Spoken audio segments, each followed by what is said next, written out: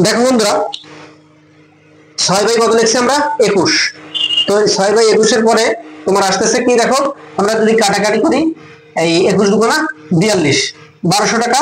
এরপর দেখো 7/21, একইভাবে সপ্তম শ্রেণীর শিক্ষার্থী পাচ্ছে 7 দুগুণা 1400 টাকা, এবং অষ্টম শ্রেণীর শিক্ষার্থী পাচ্ছে কত টাকা? এই তোমার এটাকে যদি আমরা করি, কাটাকাটি করি, 21 গুণ 4200 এর 8/21, তো এখানে 200, 8 দুগুণে 16, 1600 টাকা। তার মানে ষষ্ঠ শ্রেণীর শিক্ষার্থী পাচ্ছে হচ্ছে 1200 টাকা, এবং সপ্তম শ্রেণীর শিক্ষার্থী পাচ্ছে কত টাকা?